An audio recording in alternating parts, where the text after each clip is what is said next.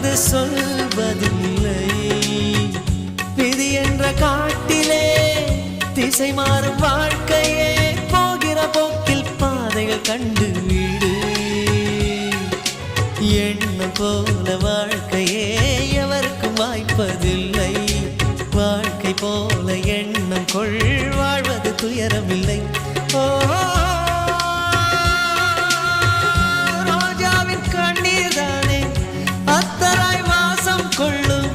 கண்ணோடு பொறுமை காத்தால் காலம் பதில் சொல்லும்.